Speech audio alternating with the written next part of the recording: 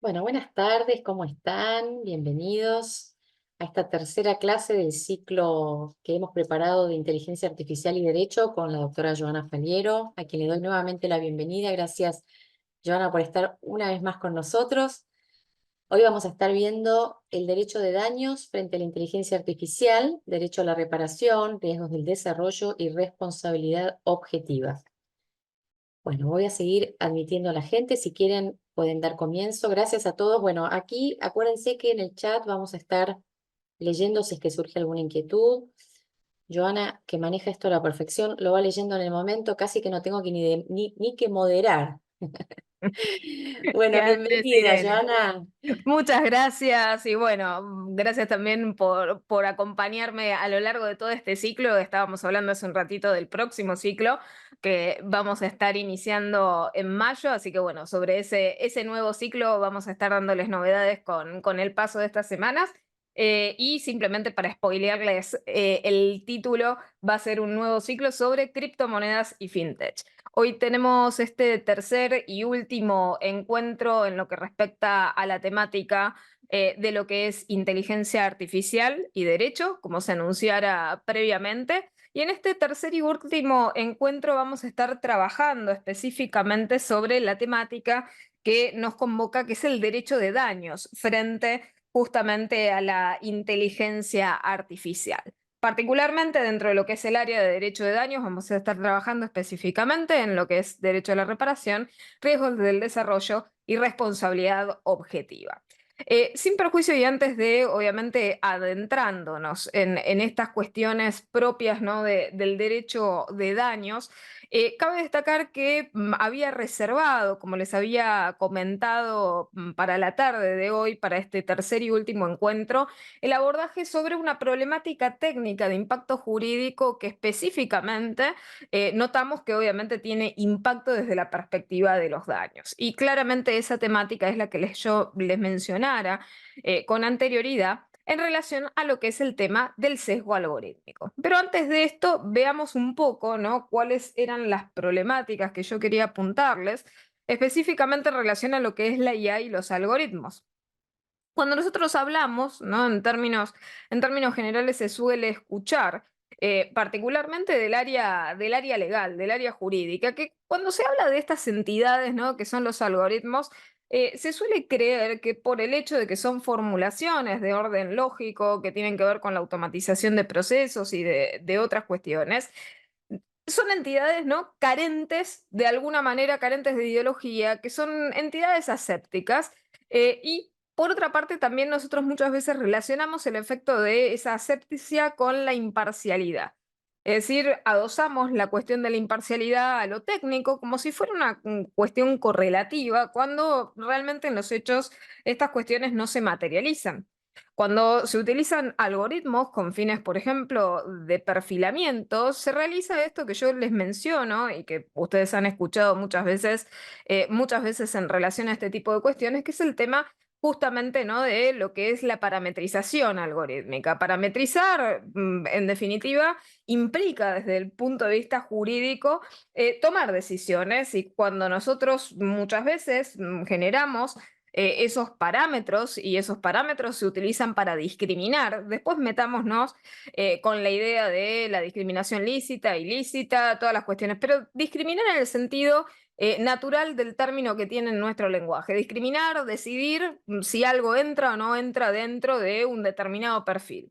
Y en definitiva, esa toma de decisión determina el destino sobre lo cual se está tomando esa decisión de perfilamiento. Entonces, esa parametrización algorítmica verdaderamente puede generar daños para las personas, para los seres humanos que están detrás de esas parametrizaciones. Y sobre todo porque hoy en día ya no solamente se realiza un perfilamiento, sino que después de ese perfilamiento se toman justamente decisiones en base a esa nueva información que se tiene sobre los titulares de los datos. De allí que nosotros enfrentamos esta problemática del sesgo algorítmico, sesgo como lo indica nuestro lenguaje, esta cuestión de orientar, de inclinar algo, ¿no? Hacia un determinado sentido de forma preconcebida, y en función de este sesgo algorítmico, obviamente, que es una fuente generadora de daños, se coloca obviamente a la puerta de la utilización de este tipo de técnicas la problemática no menor de la discriminación algorítmica, es decir, cuando se toman decisiones en función de los perfilamientos, muchas veces esa discriminación empieza, empieza a funcionar, empieza a operar sobre los sujetos y en ese sentido muchas veces nosotros no sabemos, o sea, vemos, vivimos, atravesamos el fenómeno del daño, un daño que, como cualquier otro daño, genera y engendra el derecho a la reparación plena e integral, pero por otra parte podemos tener esa típica problemática de esos daños que por producto de ser daños de las nuevas tecnologías o mal llamadas nuevas tecnologías, parecen ser impalpables o invisibles realmente para el ojo del juzgador, ¿no? Y el otro problema que tenemos es que también de forma sistemática nuestra sociedad, al estar naturalmente estructurada en lo que respecta, ¿no?, a la inclusión de estas tecnologías en todos los aspectos y segmentos de nuestra vida, empezamos a inclinarnos en un sistema, yo ya les había mencionado en las oportunidades anteriores, el tema del dataísmo, la sociedad del algoritmocentrismo y además de toda esta cuestión, la hipervigilancia que se manifiesta de las más diversas formas. En función de todos estos factores, la realidad es que el individuo está sobreexpuesto y como consecuencia natural de esa sobreexposición se generan daños. Y estos daños, por el simple hecho de ser muchas veces generalizados, ser daños masivos, a veces son ignorados por el propio derecho. Tal es así que si ustedes se enfrentan muchas veces a artículos de doctrina en la temática de los riesgos, los daños en materia de inteligencia artificial, en materia de algoritmos, uno se encuentra muchas veces con posturas jurídicas muy tibias del otro lado de la pantalla o en el papel. ¿Por qué? Y porque no tomamos la decisión categórica de señalar, oigan, estamos frente a una actividad de orden riesgoso, el factor de atribución de la responsabilidad es uno determinado, que vamos a charlar en la clase de hoy, y por otra parte, los efectos perniciosos son estos.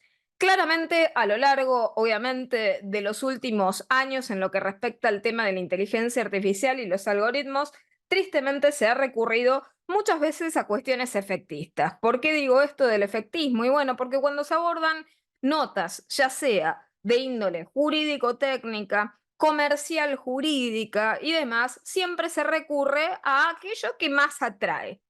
Y lo que más atrae no necesariamente es lo más verosímil y lo que nosotros deberíamos estar abordando.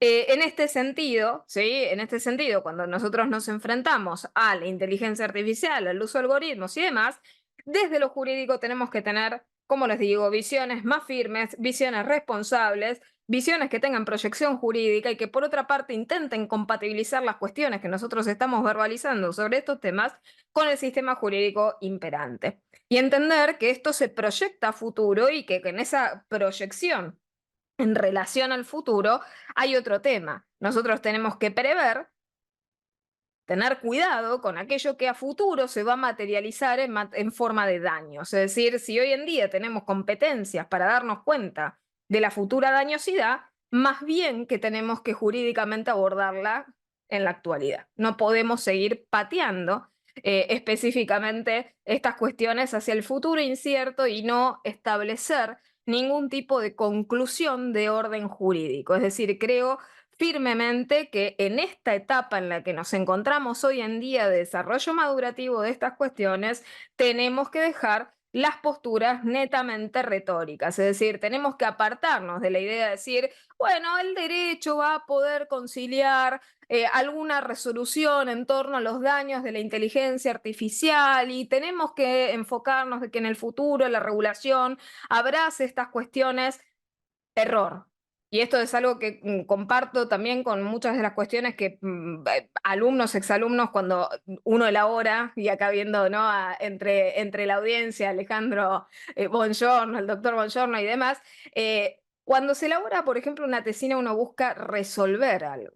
Y ese es el deber jurídico que tenemos, es decir, resolver la cuestión de los daños de la inteligencia artificial y no patear esa cuestión para los juristas del futuro, porque la dañosidad se está gestando desde ahora. Los daños se están materializando desde ahora y los estamos ignorando a sabiendas. Entonces, cuando hablamos, simplemente para seguir avanzando en el punto sobre el sesgo, ¿no? Sobre perfilamiento de inteligencia artificial. Muchas veces se ha recurrido a esta idea de que la inteligencia artificial perfecciona la igualdad, que el uso, en definitiva, de inteligencia artificial conlleva a la larga la igualdad. Y por el contrario, yo señalo muy firmemente que la inteligencia artificial, en definitiva, como una capacidad aumentada de detección de patrones, lo que hace es optimizar el perfilamiento, perfeccionar de esa manera el perfilamiento y por ende, cuanto más perfilamiento hagamos, obviamente va a venir de la mano el aumento, el incremento proporcional de los daños propios que viene de la mano con el perfilamiento. Si nosotros serializamos y estandarizamos los defectos y los impactos jurídicos del perfilamiento, el error va a crecer. Es decir, los daños van a crecer y vamos a tener una mayor dañosidad, una dañosidad con un efecto expansivo. ¿Por qué? Porque hemos colocado una técnica de procesamiento de datos de estas características en prácticamente todos los aspectos y áreas de la vida. Por lo tanto, el efecto expansor del daño es cada vez más grande. Por otra parte, esta falacia de la inteligencia artificial conlleva la igualdad es falaz. ¿Por qué? Pues no conlleva la igualdad. Lo que lleva es a que a todos se les aplique exactamente lo mismo, pero nosotros bien como juristas sabemos, y justo hoy lo conversaba con concursantes de ciberdefensa, la realidad es que la igualdad sin la equidad hoy en día hace poco. Entonces, con la inteligencia artificial nosotros somos naturalmente discriminados en condiciones de perfecta igualdad. Eso está claro, es decir, la inteligencia artificial no distingue, esto lo vimos en una de las primeras y segundas clases, cuando hablábamos del tema del contexto, cuando hablábamos de la sensibilidad, entre otro tipo de cuestiones. Y entonces la inteligencia artificial tiene esta capacidad, ¿no? De vulnerar sistemáticamente, en el caso de los titulares de los datos, la autodeterminación informativa dinámica de los titulares, como digo, que también obviamente son individuos, son ciudadanos, son seres humanos que se ven obviamente afectados y, por otra parte, convertidos en objetos de este sistema extractivista de datos. Por otra parte, siempre señalo, la inteligencia artificial es una industria, es decir, no tenemos que perder de vista eso. En cuanto a la asepsia que nosotros muchas veces le asociamos a los algoritmos, es decir, que el área jurídica le asocia a los algoritmos. Al ser una industria, las industrias tienen intereses. Bien lo hemos nosotros estudiado a lo largo y ancho de toda la evolución del derecho consumeril. Los proveedores tienen intereses, los algoritmos no se generan de forma espontánea. Y obviamente en función de la finalidad que persigue, quien construye, quien invierte, obviamente en el desarrollo de esos algoritmos, va a hacer que el algoritmo le reditúe el mejor beneficio económico posible. Por lo tanto, el algoritmo no es una entidad imparcial, aséptica, que se desarrolla en un entorno aislado y que busca llegar al máximo grado de igualdad y equidad siempre. Ahora, además de ser una industria, y como habíamos visto, ¿no?, en nuestro segundo encuentro específicamente sobre la temática de la ética y demás, ya vemos que es una industria muy despiadada desde la perspectiva de la ética y de ceñirse voluntariamente y de forma espontánea a la regulación, a los lineamientos de la protección de datos personales, también lleva defectos propios, sin perjuicio de las reticencias naturales de acogerse a la normativa y a los principios generales que ya existen en la materia del procesamiento de datos. Y es ahí donde viene el tema de los algoritmos y el sesgo. ¿Por qué? Porque los algoritmos pueden estar mal diseñados, o sea, podemos tener un diseño inadecuado y el diseño inadecuado puede venir de dos maneras, o sea, podemos tener por un lado mal realizada, como decirles de algún modo, la fórmula, pero por otra parte también podemos tener mal diseñados los sets de datos con los cuales se alimentan esos algoritmos a los efectos de entrenarse para que se arrojen resultados. Entonces, mucho se habla de modular de alguna forma este daño que genera el sesgo, generando set de datos en los cuales, por ejemplo, se los inyecte de datos sintéticos para que de alguna forma esas entidades subrepresentadas tengan presencia en el muestreo y por lo tanto se entrene el algoritmo de una manera que el sesgo sea de alguna forma mitigado, suprimido, corregido, modulado, etcétera. Ahora, la pregunta es, ¿eso es posible? Y la la segunda pregunta que viene a colación no es solamente si es posible o no es posible. Sí, posible es modularlo. Ahora, la modulación no implica tener un estricto control de lo que se está haciendo. Es decir, va a haber una gran cantidad de sesgo que va a pasar desapercibida. Porque las cosas que son palpables nosotros tenemos capacidad de modularlas, aquellas que no detectamos en el momento en el cual estamos intentando modular el sesgo, van a pasar desapercibidas y van a seguir persistentes en el sistema. Por otra parte, nosotros podemos modular todo lo que querramos. Ahora, la pregunta es, ¿el proveedor va a tener ganas de que sea modulado lo que nosotros queremos modular en procura de la igualdad? Es decir, la persona que utiliza una herramienta de estas características va a querer perder de alguna forma la precisión natural de ese perfilamiento y la capacidad de generalización que tiene ese perfilamiento y de resumir de alguna manera de forma eficiente la información en pos de la igualdad, en pos de la equidad. Va a convertirse realmente en, como decirles, un socio nuestro en pos de la paz mundial, de la equidad, de la menor cantidad de discriminación posible. Es decir, nadie va a solidarizarse con los titulares de los datos de esta manera. De hecho, lo hemos visto hasta nuestros días, cuando hemos visto una decisión espontánea de la industria de renunciar a las herramientas de eficiencia que tiene. Y les doy el ejemplo más grosero de la historia de orden contractual, las cláusulas abusivas. Estamos en el año 2024. Todos los proveedores saben sobre las cláusulas abusivas que se incluyen en sus contratos. Ahora, las cláusulas abusivas, ¿qué son? Máximas de eficiencia. ¿Van a dejar de colocar las cláusulas abusivas en los contratos? ¿Tenemos regulación?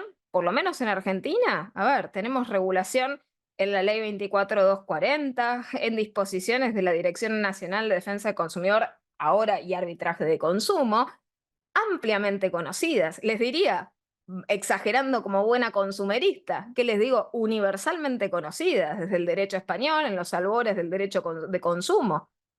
¿Y han renunciado a esa herramienta maximizadora de beneficios? No. De la misma manera que no creo que la industria de la inteligencia artificial renuncie al sesgo, renuncie a las capacidades de perfilamiento, renuncie a sus propias eficiencias. Entonces hay que tener cuidado con esto. Por otra parte, hay una realidad. El sesgo lo que hace es reproducir la definición hegemónica de la sociedad en la cual se gesta. De allí que muchos, del área obviamente desde la perspectiva de la inteligencia artificial y desde las posturas que yo entiendo como poco éticas en materia jurídica de la IA, son aquellas que afirman esta cuestión de la inocuidad del sesgo algorítmico, de la minimización de la idea del efecto dañoso del sesgo algorítmico, so pretexto de que como individuos nosotros en la sociedad sufrimos exactamente los mismos efectos discriminatorios. Un razonamiento que obviamente también es falaz en términos jurídicos. ¿Por qué? Porque uno resista determinadas cuestiones, resiste entre comillas porque exceden naturalmente la normal tolerancia. No estamos hablando de resistencia inocua, sino que una persona soporta en sociedad, por ejemplo, cuestiones de orden discriminatorio, o sea, la discriminación con la que todos los días nos codeamos, que por el hecho de que esta discriminación se reproduzca en otro entorno, no la hace menos mala, no la hace menos reprochable. Por lo tanto, esta idea de, bueno, el sesgo algorítmico, ¿de qué se espantan con el sesgo algorítmico si es la misma discriminación que sufrís todos los días? Claramente no es una postura jurídica, es una postura como de bálsamo legal de la preventa comercial de la industria de la inteligencia artificial. Es cómo suavizamos el efecto pernicioso de la discriminación y bueno, restándole valor a ese acto discriminatorio. ¿Por qué? Y bueno, porque si lo sufrís todos los días, que lo sufras en un entorno digital y que lo sufras con tus datos, es más de lo mismo que estás acostumbrado a sufrir. Tampoco es un razonamiento protectorio que debamos permitirnos hoy en día con los principios generales que tenemos en la actualidad de nuestro derecho, ¿no? Pero sí hay una realidad velada en esto, que es que además de todo, además del sesgo como entidad que se manifiesta en muchísimas formas, como las que les voy a comentar a continuación, más allá de todo esto, lo cierto es que el sesgo también reproduce las cuestiones, las definiciones que son de carácter hegemónico, mayoritario, las imposiciones de las formas como tenemos que ver el mundo en el ámbito de lo digital, en el ámbito del procesamiento de datos. Por lo tanto, los algoritmos también van de la mano de las sociedades en las cuales se gestan. Y es por eso que se generan estas afecciones de orden colectivo con efectos que son devastadores y multiplicadores del daño, porque reproducen esos patrones discriminatorios en el ámbito del procesamiento de datos. Y esto nos lleva a una cuestión desde el plano de lo simbólico, de lo opresivo y demás, porque ese método que utiliza de replicar la realidad a nivel algorítmico es un mecanismo de refuerzo de las estructuras que son opresivas de carácter preexistente dentro de la sociedad en la cual se gesta la utilización de este tipo de técnicas de procesamiento. Por eso muchas veces, de vuelta, recurriendo al efectismo, ¿cuáles son los sesgos algorítmicos, ¿no?, que más se recurren a modo de ejemplificativo? Porque los otros obviamente son más complejos, son más abstractos, tienen menos llegadas. ¿Qué se busca? Y bueno, ejemplificar el refuerzo de, por ejemplo, estructuras heteropatriarcales, la reproducción de temáticas racistas, el tema del imperialismo, etcétera, etcétera. ¿Por qué? Porque son entidades que nosotros conocemos, que entendemos y sabemos, entre comillas, universalmente como discriminatorias, y que sabemos, palpamos la reproducción de esa situación discriminatoria en el ámbito algorítmico. Ahora, fuera de eso, hay un montón de otras situaciones que muchas veces pasan por debajo de la alfombra, no se las ve y tienen efectos iguales o peores. Y el problema de estas dimensiones discriminatorias es que se suman. Ese es el otro tema, la multiplicación del efecto discriminatorio por la sumatoria de las entidades discriminatorias. Algo parecido que surge, ¿no?, en el fenómeno de la violencia. Hay violencia física, simbólica, y se suman. Exactamente lo mismo con las entidades discriminatorias. O sea, tenemos discriminación de un tipo, de otro tipo, de otro tipo, de otro tipo, y el efecto pernicioso global, el efecto dañoso, es cada vez más grande. Y esas violencias o esos mecanismos de discriminación sumados interactúan entre sí, pueden generar nuevas formas discriminatorias que nosotros desconocemos, por lo menos en la actualidad. ¿Qué tipologías de sesgo algorítmico reconocemos en cuanto, por ejemplo, a sus efectos? Los típicos casos que tienen que ver más bien con la representación o subrepresentación, tienen que ver con la invisibilización de grupos, con la utilización de estereotipos, con el tema del desbalance de las muestras, la selectividad sobre determinados grupos, representaciones de carácter irreal en lo que respecta, por ejemplo, tal vez a una población y demás, o sea, la irrealidad en el cuanto al muestreo, el aislamiento de grupos en función justamente de la consecuencia que implica el sesgo algorítmico. Tipos de sesgo, variedades de tipos de sesgo sin perjuicio de los que voy a explicar específicos a continuación. Sesgo lingüístico, sesgo cognitivo, sesgo cosmético, sesgo por interacción, por latencia, por selección, sesgo preexistente, sesgo técnico, sesgo correlativo, sesgo imprevisto, sesgo recursivo, sesgo de presentación, sesgo de filtro, sesgo de agregación, sesgo de interacción. Como ustedes verán, el sesgo no es solamente la búsqueda errada del primate del buscador más conocido, como así tampoco el sesgo es la imagen que en una red social salió preferida frente a otras. Hay muchísimas manifestaciones del sesgo, muchas de las que yo les he comentado, sin perjuicio de que se conozcan las definiciones técnicas de los mismos, muchas de estas variantes del sesgo algorítmico son o ignoradas por el ámbito jurídico o por otra parte, más que ignoradas, acalladas, silenciadas, disimuladas, menospreciadas, entre otro tipo de cuestiones. ¿Qué es el sesgo por interacción? Bueno, ahí tenemos un problema fundamental en relación a esta cuestión, ¿no? Como decirles del sesgo, que es cómo justamente, ¿no? En materia de algoritmos, los algoritmos yo les había dicho que se entrenan con set de datos.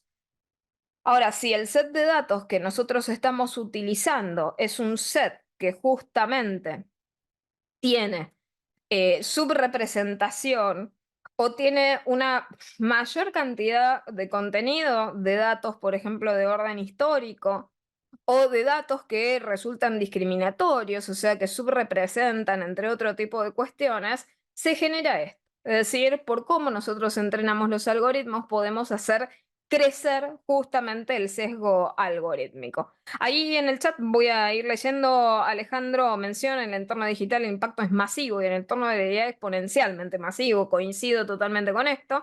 Dice, lo que se padecía en una comunidad social se agrava en el entorno digital, ahora en el entorno de la IA, una discriminación, un sesgo puede tener un impacto masivo enorme. Es decir, esto que señala Alejandro tiene que ver con la serialización de los efectos. Es decir, ya no es nosotros discriminamos en un caso individual y tenés un afectado individual. Estas técnicas justamente lo que buscan en relación a la eficiencia es justamente procesar una grandísima cantidad de datos en el menor tiempo posible y en función de esto arrojar la mayor cantidad de resultados.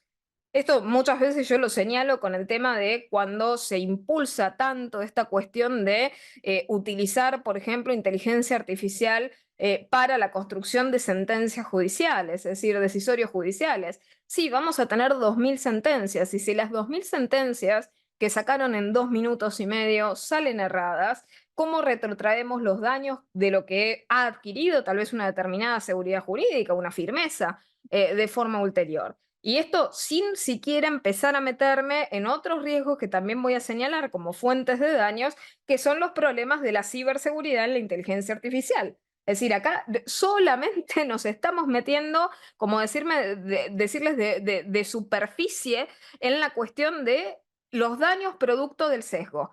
¿Qué pasa, por ejemplo, si utilizando una herramienta de estas características en determinados tipos de amparo de salud, la solución sale antes para unos que para otros porque la patología de esos otros no era mayoritaria, no era prevalente, la herramienta encontró una mayor eficiencia en la respuesta de otro tipo de patología y responde justamente de manera más eficiente a ese curso? Y por lo tanto, todas las otras personas afectadas por esto no tuvieron, por ejemplo, respuesta en tiempo y forma. Y eran tal vez patologías que merecían una mayor respuesta de urgencia, etcétera, etcétera, etcétera.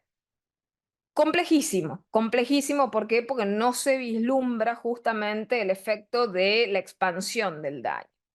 El otro sesgo que me gustaría detenerme es el tema del sesgo por latencia, o sea, yo puedo justamente, volviendo al tema del entrenamiento de los algoritmos, puedo entrenar con set de datos. Ahora, lo que yo muchas veces no puedo dar cuenta en esta situación, en el presente, es aquellas cosas que quedan latentes en lo que sería el colectivo social. Es decir, yo no sé qué patrón discriminatorio se está gestando hoy que nos va a afectar a futuro.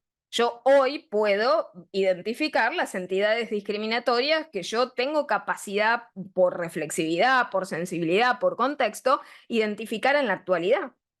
Pero puede haber un sesgo por latencia. Yo entreno con datos históricos, esos datos históricos traen en sí mismos su carga histórica y por lo tanto esa historia tal vez está condenada a reproducirse con el paso del tiempo. Y por otra parte también esa parte histórica que tal vez yo todavía no examiné también se va a reproducir. Por lo tanto puede haber un sesgo que yo no haya percibido o detectado que sí se reproduzca a futuro. Otro tema, el tema del sesgo por selección. Yo puedo utilizar para entrenar a los algoritmos set de datos seleccionando. Vieron que yo les hablaba hace un rato con el tema de las cláusulas abusivas. Está claro que antes de ser abusivas, las cláusulas estas que les comento se denominan cláusulas generales predispuestas. Y en el caso de los set de datos, yo puedo elegir voluntariamente qué datos voy a utilizar para entrenar a los algoritmos. Ahora, en esa elección que hago, también yo puedo tomar la decisión a sabiendas de, por ejemplo, representar más a un grupo que a otro. Puedo elegir subrepresentar aquello que no me interesa como población target. Puedo ignorar la existencia de determinados grupos simplemente realizando, como decirles de alguna manera, cálculos estadísticos, es decir, si no es significativo, no presto atención. Y eso que se utiliza para representar desproporcionadamente un grupo sobre otro, porque naturalmente en lo mayoritario hay más información disponible, termina a la larga haciendo qué con el subgrupo, silenciándolo directamente de esa muestra. Después, otras cuestiones que tienen que ver con sesgo, como el preexistente que les comentaba, que son estas cuestiones históricas que les señalaba, es decir, los sets de datos históricos traen las cuestiones preexistentes hacia el presente. El sesgo técnico puede venir de las consecuencias propias de las limitantes técnicas del diseño de los algoritmos. El sesgo emergente puede ser como consecuencia del uso imprevisto del algoritmo en un nuevo contexto de uso. Y esto es algo natural. ¿Por qué? Porque muchas veces los desarrollos no se vuelven a hacer desde cero. Utilizo algo que ya tengo diseñado y lo empiezo a utilizar en otro lugar, para otra utilidad. Ahora, cuando cambia la utilidad, también debería cambiar el diseño. Muchas veces para aprovechar el esfuerzo del primer diseño se lo utiliza en otro lugar. Y ahí surge un problema, porque al ser dos entidades diferentes, tal vez necesitabas un diseño desde cero. En relación también al tema del sesgo imprevisto, es una situación parecida al tema de lo emergente. ¿Por qué? Porque es consecuencia de cuando uno usa de manera imprevista a los algoritmos en un contexto para un público diverso al cual estaba originalmente destinado. O sea, yo entreno a los algoritmos para una determinada población y después coloco ese mismo algoritmo para procesar los datos de otra población diferente que tiene otra morfología, otras características, otra idiosincrasia. Por lo tanto, me llevo el sesgo de ese otro lugar a este nuevo lugar e introduzco obviamente errores, desastres, que no tienen nada que ver con la sociedad a la cual le he aplicado justamente esos algoritmos.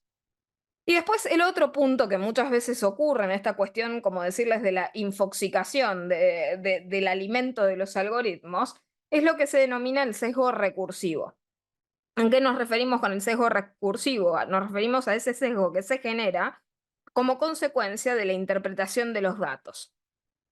Muchas veces, como tenemos pocos datos de este lado, para entrenar los algoritmos, ¿qué hacemos? Le volvemos a reinsertar al algoritmo para entrenarse los resultados que arrojó la misma herramienta. Entonces, ¿qué sucede? Se empieza a entrenar con sus propios datos.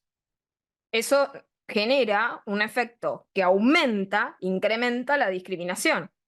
Porque prácticamente, como lo dice la palabra, recursivo, el motor se empieza a dar la razón a él mismo. Entonces, todas estas cuestiones, todo esto que yo les comento y por qué nos importa tanto en relación a la clase de hoy, a la masterclass de hoy, es particularmente por los derechos afectados. Nosotros con todos estos tipos de sesgos, con todas estas cuestiones, podemos afectar derechos que son fundamentales. Hablábamos del peligro que era introducir inteligencia artificial, algoritmos, de forma no supervisada, de forma descuidada, de forma poco madura, de forma poco testeada, en áreas críticas de la vida, entre las cuales podemos afectar derechos humanos fundamentales: el acceso a la justicia, la seguridad, la salud, la educación, el acceso a la asistencia financiera, el acceso a productos y servicios, el acceso a contenidos, el ejercicio de la libertad de expresión, la autonomía de la voluntad, la calidad de vida, la libertad, la autodeterminación informativa, la privacidad, la intimidad, la confidencialidad. Solamente, a ver, por mencionar algunos, no me meto ni siquiera todavía en integridad psicofísica, cuestiones, por ejemplo, derivativas de la salud, la disposición del propio cuerpo, es decir, todos los derechos, todo el catálogo de derechos se puede ver afectado por estas implementaciones descuidadas. Entonces, ahí es donde nosotros tenemos el deber jurídico, el deber moral de la evitación del daño.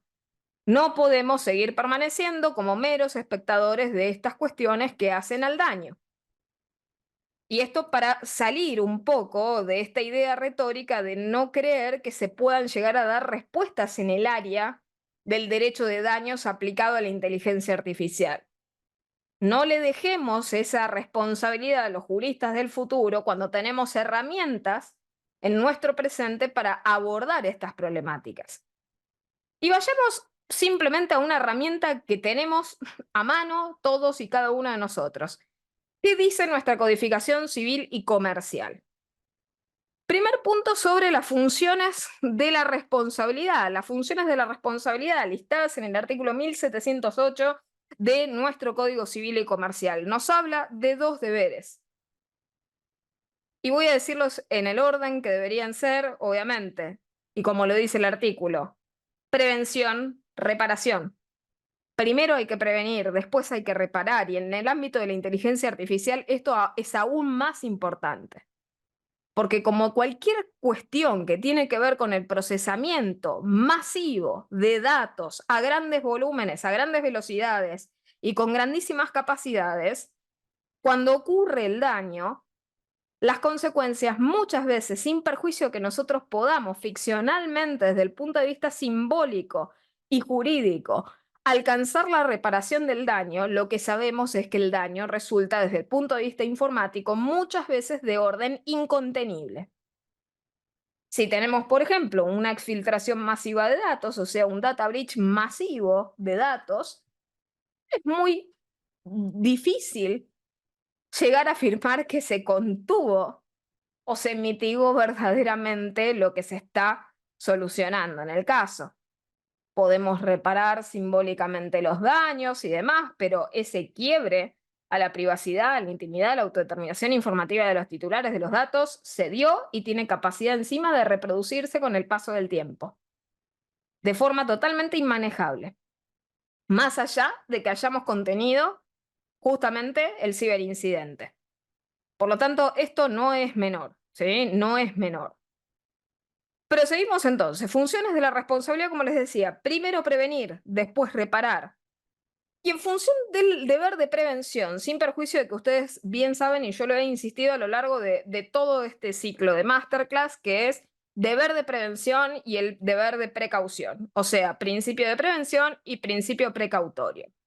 Prevención cuando nosotros ya sabemos que tenemos algo inserto en nuestra sociedad que es una fuente de daños y que nosotros tenemos el deber de morigerar esos daños, de evitar el agravamiento del daño. Es decir, cuando nosotros no podemos sacar, por ejemplo, el caso, no podemos sacar la informática, no podemos sacar las técnicas de procesamiento de datos. Ahora, lo que sí podemos hacer es evitar que se generen daños innecesarios, evitar que se agraven los daños que tal vez se generan espontáneamente como producto o consecuencia de la utilización de estas técnicas.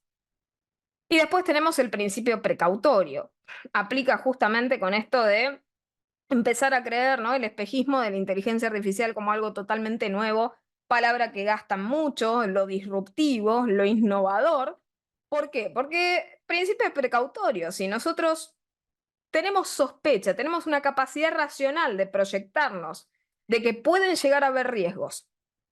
Solamente el combo del éxito que les acabo de comentar. Mucha cantidad de datos, grandes volúmenes de datos, grandes velocidades, grandes capacidades. Poco control, poca auditoría, pocos estudios de impacto. El riesgo puede darse, no hace falta ser un cientista de datos para al menos tener la capacidad jurídica de arriesgar que pueden llegar a derivarse daños, sin siquiera entender de qué se está hablando. Entendiendo es aún peor, el pánico puede carcomerlos, pero sin entender, al menos pueden acercarse a la idea de esto puede funcionar mal. Y esa falta de certeza científica que se tiene en la actualidad de si verdaderamente esos daños se van a terminar materializando o no, no nos puede impedir adoptar las medidas de prevención que hoy en día necesitamos para evitar ese agravamiento de ese daño que tal vez futuramente se dé.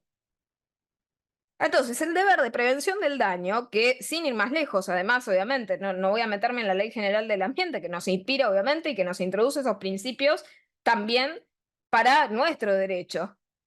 El artículo 1710 de nuestro Código Civil y Comercial también señala el deber de prevención del daño. Dice, toda persona tiene el deber en cuanto de ella dependa de evitar causar un daño no justificado, adoptar de buena fe y conforme a las circunstancias las medidas razonables para evitar que se produzca un daño, disminuir su magnitud.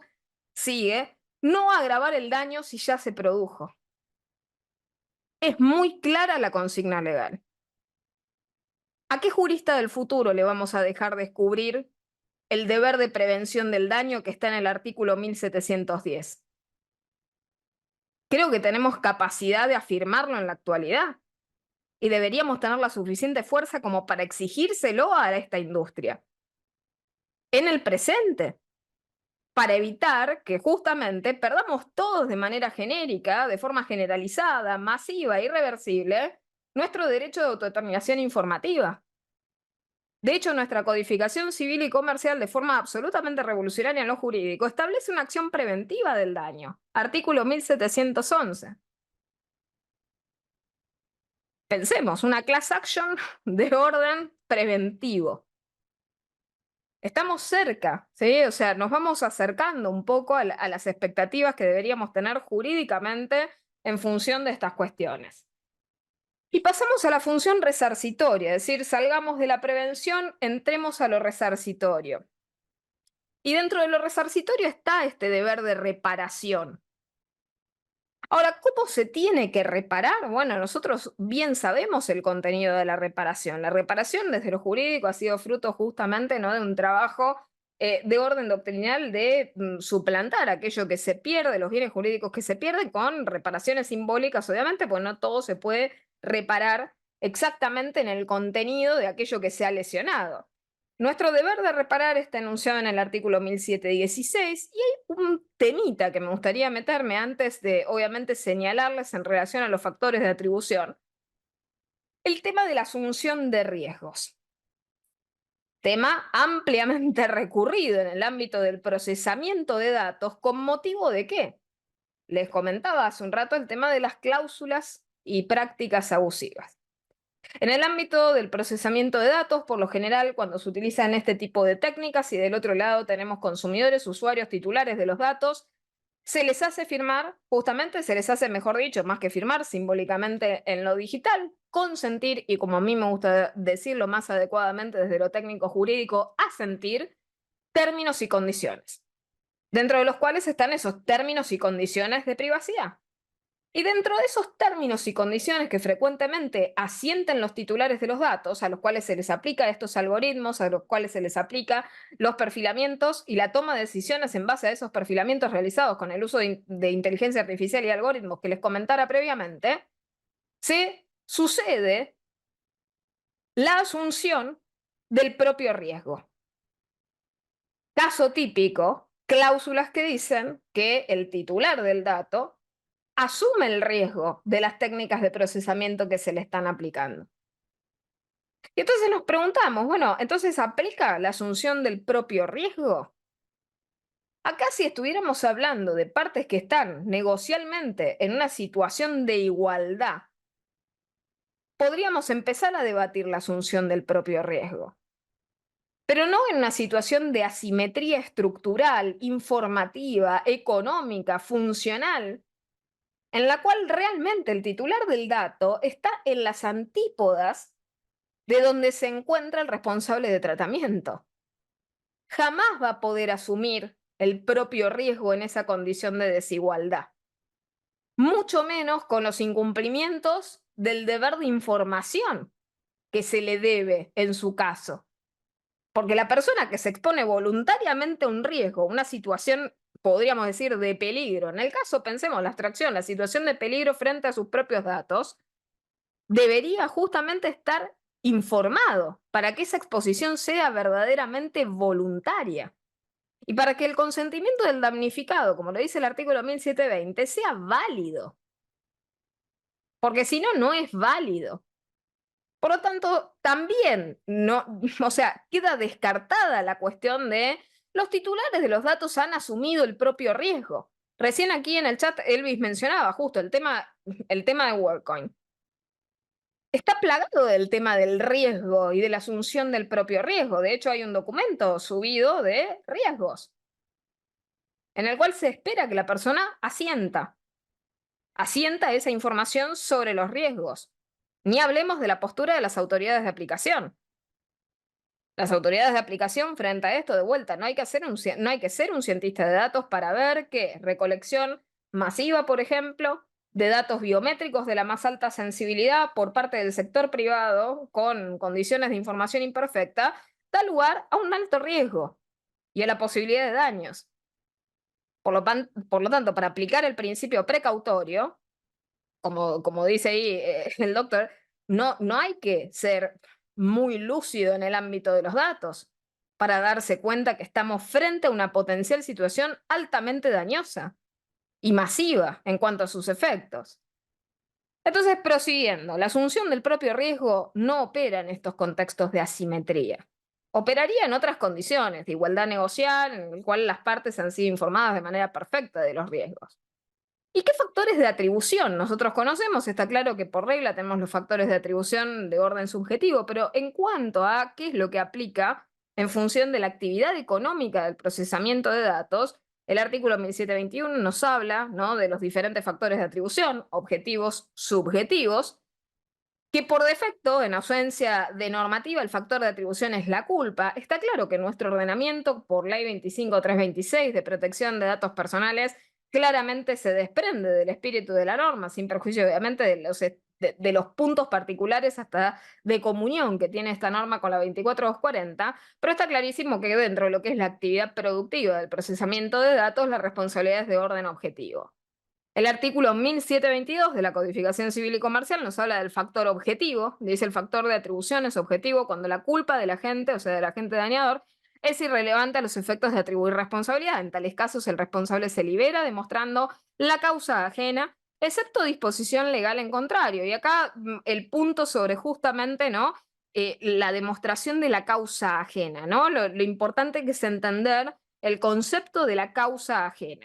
Y el 1723 sobre responsabilidad objetiva dice cuando de las circunstancias de la obligación o de lo convenido por las partes surge que el deudor debe obtener un resultado determinado, su responsabilidad es objetiva. Y acá está clarísimo. ¿Por qué? Porque el responsable, más allá de que prescindamos de la 25326, aislémonos de la regulación que tenemos, está claro que el procesamiento de datos debe darse en condiciones de privacidad, en condiciones de seguridad y libre de daños.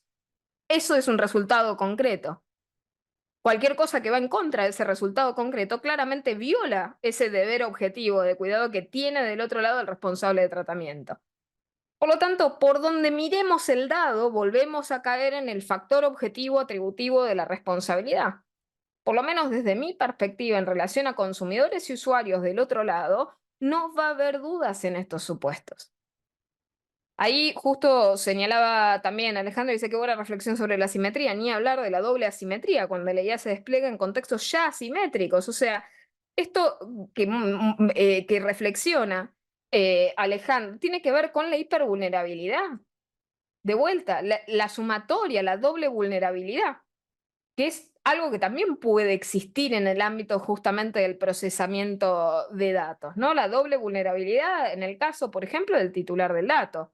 Titular del dato que es al mismo tiempo titular del dato, paciente, además de eso, consumidor y usuario. Tenemos triple vulnerabilidad. Y además de eso, si quieren, una vulnerabilidad en razón de la edad, adulto mayor, una persona, qué sé yo, en situación de calle, etcétera, etcétera, etcétera. Podemos seguir sumando capas de vulnerabilidades. Mal gestionadas, esto realmente es un desastre en materia de efecto expansivo de daños. Puede ser devastador.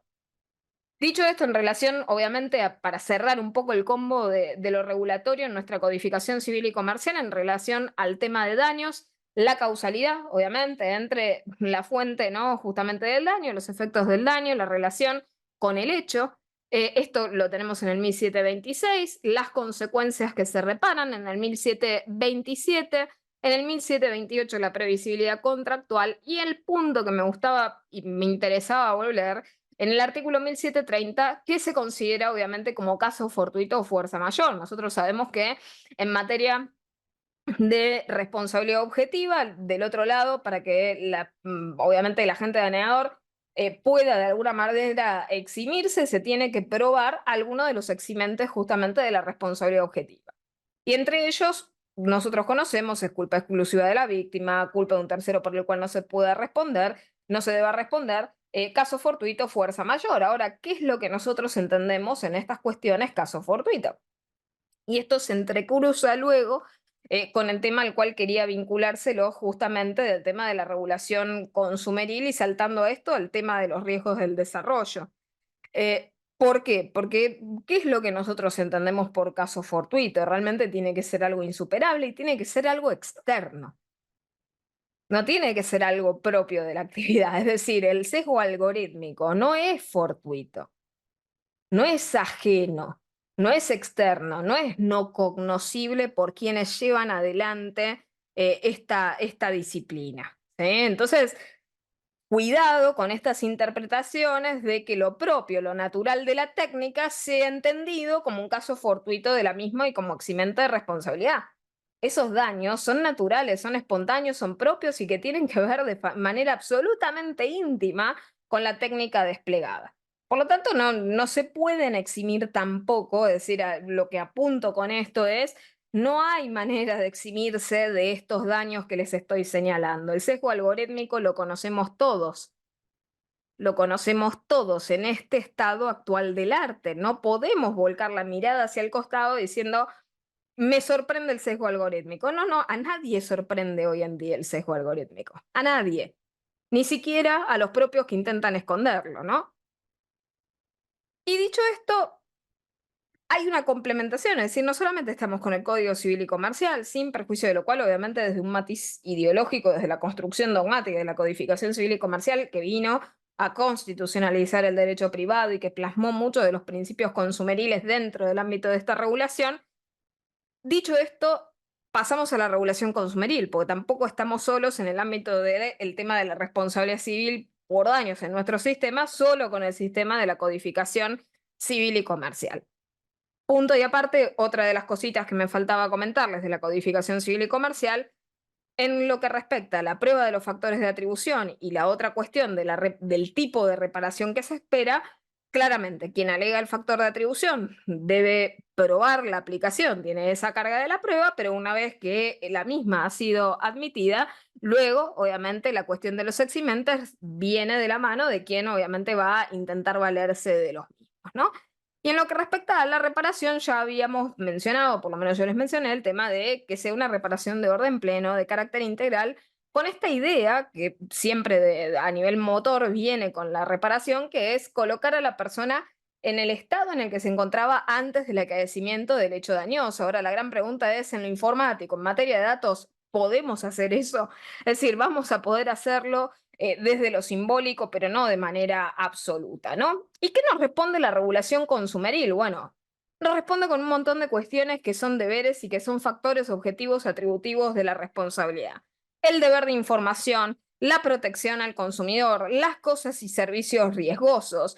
En materia de responsabilidad por daños, ¿qué tenemos? Una responsabilidad de carácter objetivo y solidario, nuestro querido artículo 40 de la ley 24240. Después también tenemos el reconocimiento en sede administrativa de lo que es el daño directo y en sede judicial la temática de los daños punitivos, este instituto de los punitive damages por el gravísimo menosprecio que se haga en materia de derechos por parte del proveedor. Algo un poco resonante y parecido a lo que estamos hablando. Es decir, si yo tengo un responsable de tratamiento que sabe que con esto va y tiene la capacidad de afectar derechos humanos fundamentales de los titulares y no hace nada por la evitación del daño, claramente allí tiene un punto de aplicación ese daño punitivo y debería recurrirse, debería utilizarse este instituto sobre todo en lo que son las class actions. Y finalmente, para ir cerrando en relación a estas cuestiones, el tema de los riesgos del desarrollo. ¿Por qué hablo de los riesgos del desarrollo? Porque justamente nos trae a colación el tema de los riesgos del desarrollo, de estos riesgos que son causados justamente por la existencia de un defecto en un producto que no era reconocible a la luz del estado actual del arte, de los conocimientos científicos en el momento en el cual se empezó a comercializar el producto, o sea, se lo manda al mercado. Ahora, los riesgos del desarrollo muchas veces han enfrentado diferentes posturas, según obviamente el ordenamiento jurídico. Argentina, de la misma manera que seguimos posturas consumeriles de orden continental, en materia de riesgos del desarrollo también hemos hecho exactamente lo mismo. Y en este sentido, la postura central de los riesgos del desarrollo es el tema de los conocimientos científicos y técnicos tienen que impedirte en el momento justamente de la entrada en circulación de ese producto, de ese servicio, impedirte identificar la existencia del defecto. Claramente no es el caso del que estamos hablando. Sin perjuicio de que sabemos que es un riesgo presente el sesgo algorítmico, la discriminación, el perfilamiento y las consecuencias que tiene justamente la utilización de estas técnicas son cosas que nosotros tenemos capacidad de describir en la actualidad. Tenemos capacidad de explicarlo, tenemos capacidad de identificarlo, conocemos, nadie desconoce este tipo de cuestiones. Entonces, los riesgos del desarrollo, en primer lugar, no limitan el tipo de defecto, es decir, dentro de esa bolsa de defectos que pueden ser los riesgos del desarrollo están estas cuestiones que les menciono. Esa prueba de la existencia del defecto naturalmente es generalizada, es decir, todos conocemos de la existencia de estas cuestiones, sin perjuicio obviamente que a mayores conocimientos científicos hay mayor capacidad de explicarlo. La realidad de la clave sobre esto es el tema de la cognoscibilidad y del hecho de que justamente estos defectos, estos riesgos no configuran casos fortuitos. ¿Por qué? Porque no son fenómenos, por empezar, inevitables, no son externos, no son ajenos, no son imprevisibles a la actividad que se despliega. Hoy en día, el estado de los conocimientos que nosotros tenemos, científicos, técnicos, siguiendo ese parámetro, ese criterio objetivo de los riesgos del desarrollo, nos permite dar cuenta de la existencia de esos riesgos. Los conocimientos con los cuales disponemos hoy en día ya nos permite a hoy identificar esos riesgos que dan lugar al daño. Por lo tanto, nosotros, siguiendo el criterio que conocemos como de cognoscibilidad, es decir, hoy en día, ¿tenemos capacidad de conocer esto? Sí, claramente que sí. La respuesta es afirmativa y no constituye caso fortuito. Por lo tanto, hay que responder. En el estado más reciente de la ciencia, nosotros tenemos una foto clara de aquello que puede llegar a causar daños. No hay incognoscibilidad, ni en abstracto ni en concreto. Sin perjuicio que obviamente el estado científico es un estado dinámico. En la foto que tenemos hoy en día, esto ya es ampliamente conocido, está ampliamente identificado y demás. Entonces, para cerrar este último encuentro, cerrando con esta cuestión de las reflexiones que les hacía al principio sobre quedarnos con cómo vamos a responder al interrogante de la responsabilidad, de los factores objetivos en materia de responsabilidad por los daños de la inteligencia artificial, entre comillas y demás, y de estas respuestas recurrentes jurídicas que he encontrado a este interrogante sobre buscar la salida en más leyes, en la legislación del futuro, en la respuesta de los juristas del futuro. Bueno, la pregunta que me hago a mí misma es, ¿más leyes exactamente para lo mismo? Creo que a estas alturas tenemos más que suficiente normativa, sin perjuicio obviamente que podemos seguir perfeccionándola, para seguir mejorándola desde ya no hay ningún inconveniente, pero sí disponemos de normativa para responder a estas cuestiones, a estos interrogantes, tenemos suficientes principios en nuestro derecho, tenemos suficientes reglas también del razonamiento jurídico para aplicar en este tipo de cuestiones. Por lo tanto, creo que la respuesta jurídica a esta salida de más leyes exactamente para lo mismo es no temer en aplicar aquello que nosotros tenemos. Porque en lo personal, en lo profesional, no creo que haya absolutamente nada de disruptivo, como les gusta decirle a la inteligencia artificial, no hay nada de disruptivo, innovador, revolucionario ni robusto en un daño que está conocido, identificado, presente en el estado actual del arte cognoscible, científico, de una disciplina técnica y dura como lo es la ciencia de datos. Dicho esto, he identificado, sí, de vuelta también recurriendo a cuál es el eco de estas cuestiones que muchas veces se reflejan en las preocupaciones posteriores jurídicas que intentan dar respuesta a estos interrogantes. Y hasta ahora los riesgos siempre identificados y que de vuelta también son efectistas, ¿no? Hasta el momento en materia de IA, en materia de algoritmos, es, bueno, ¿qué podemos llegar a hacer en relación a la utilización de la inteligencia artificial y los riesgos del contenido no verosímil de la misma? ¿Cómo se va a afectar nuestro comportamiento como seres humanos interactuando con los robots? El sesgo, ¿no? La falta de neutralidad. Problemas que tienen que ver con las consecuencias no intencionadas, ¿no? O sea, la capacidad que tiene esta técnica tal vez de dañar a los seres humanos, el que nos quiten el empleo, ¿no? La gran interrogante, ¿no? De, bueno, vamos a perder todos nuestros trabajos a manos de la inteligencia artificial y finalmente la más fantasiosa de todas, pero que seguramente sea la que más venda, los derechos de los robots o la personalidad humana, ¿no? De los robots. Y obviamente no me voy a meter, ni siquiera me voy a tentar de acercarme, ¿no?, a los riesgos sobre los vehículos autónomos y los errores de los vehículos autónomos, que también es una temática ampliamente efectista y recurrida para esto.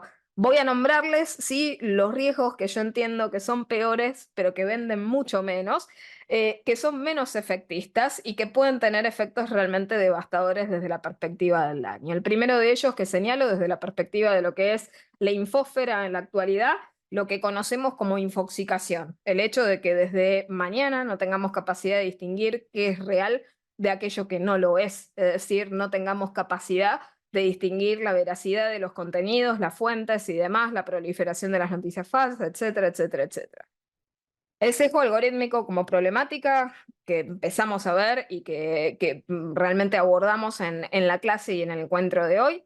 El determinismo algorítmico, esta cuestión que creo que es devastadora respecto de la identidad digital de las personas, es decir, la capacidad de una fuerza totalmente exógena, fuera de nuestro control, que determine lo que somos, a aquello que podemos acceder y cuyos efectos negativos muchas veces tal vez no tenemos ni siquiera capacidad de identificar.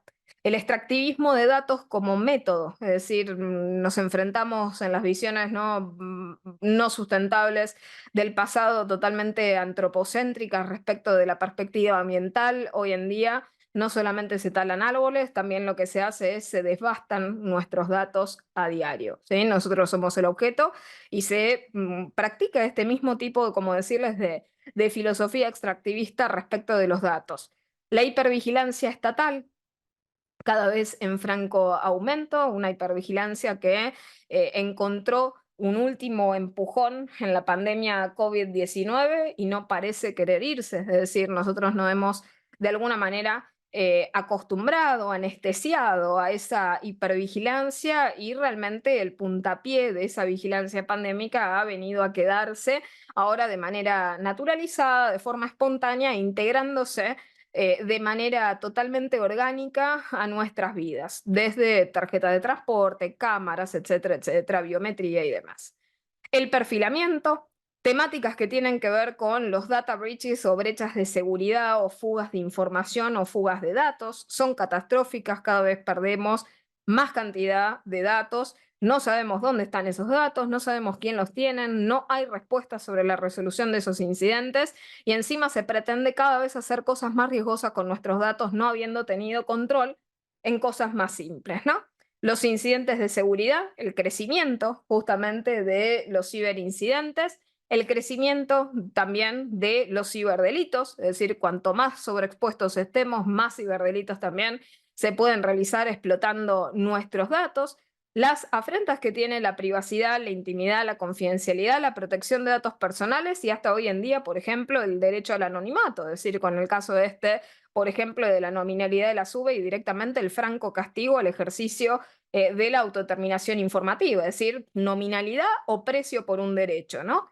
Y después la pérdida o la limitación de derechos a través de las más diversas prácticas. Evidentemente, se han reído mucho menos que con las prácticas anteriores que les mencionaba, sobre todo la de los derechos de los robots, pero estos son riesgos peores. Estos son riesgos claramente que son menos efectistas, como les digo, en cuanto a la verbalización, pero creo que claramente estamos hacia un escenario muy distópico si dejamos que estas cuestiones no sean abordadas de manera correcta desde el punto de vista jurídico. Creo, y simplemente con esto cierro el encuentro de hoy, creo que como juristas espero dejarles a través de este ciclo esa idea o por lo menos las ganas suficientes como para dejar de calificar, ¿no?, a la inteligencia artificial de forma superficial, no arriesgar conclusiones jurídicas, tener el coraje jurídico de poder calificarla como actividad riesgosa, el establecer claramente el límite y decidirnos en pos y uniformar y consensuar la responsabilidad objetiva en cuanto a su aplicación, en afirmar el deber de reparación, el derecho humano a la reparación, que tenga que ser plena, que sea integral, que se tengan en cuenta los riesgos del desarrollo en ella, que se apliquen y se exijan no solamente a nivel individual, sino las autoridades de aplicación, los principios de prevención, los principios de precaución, que se exija normativamente la realización de estudios de impacto en protección de datos personales, auditorías no algorítmicas solamente, no solamente los kioscos de la auditoría algorítmica, sino auditorías de seguridad informática reales, que los aplicativos de estas características no tengan ciclos de vida inmaduros y que se manejen esquemas inteligentes de gobiernos de datos, de seguridad de datos y de cumplimiento normativo en materia de datos personales. Así que bueno, nuevamente Irene, muchísimas gracias, Microjuris, gracias por el espacio, gracias a todos ustedes que nos siguieron a través de las dos plataformas con estos encuentros. Y simplemente, Irene, antes de darte la palabra, anunciarles, nos vamos a estar reencontrando, Microjuris obviamente va a acercar las circulares, pero bueno, nos vamos a estar encontrando allá por mayo con el nuevo ciclo de criptomonedas fintech, así que bueno, desde ya los espero y los invito a seguirnos y acompañarnos en ese próximo ciclo. Gracias, Joana. Gracias como siempre. Seguramente que ahí van a estar con otra temática totalmente distinta, pero muy actual y muy interesante también. Bueno, están agradeciendo. No sé si hay alguien que quiera hacer alguna consulta aprovechando estos últimos minutos. Las anteriores las fuimos respondiendo o leyendo, las inquietudes que se fueron dando. Eh, bueno, muchos agradecimientos. La gente que te ha seguido también en Facebook, bastante gente también en Facebook, así que muy bueno también. Si también quieren acercarnos a algún comentario, estoy viendo mi segunda pantallita. Bueno, parecería ser, a ver qué dice acá Daniel. Simplemente gracias, Joana, por acercarnos lo que para muchos está lejos de nuestra comprensión. Tu claridad pone luz al opaco, tu honestidad de ideas y valores contagia esperanza, tu sinceridad es destacable, dice Daniel Micheli. Bueno, Bueno, clarísimo, muchísimas sí. gracias. Ahí también estoy leyendo los comentarios, no, no doy abasto a agradecerles, bueno, pero gracias a todos por los comentarios también que están volcando allí en el chat. Sí, muchísimas gracias. Bueno, parece que hemos pasado una linda jornada, han aprendido, han escuchado, hemos sembrado inquietudes, así que creo que misión cumplida. Muchísimas gracias, Joana, como siempre, nos reencontramos en mayo, ¿sí? Gracias a todos Excelente, por Irene, estar. un saludo grande a todos. Chau, chau, nos vemos pronto.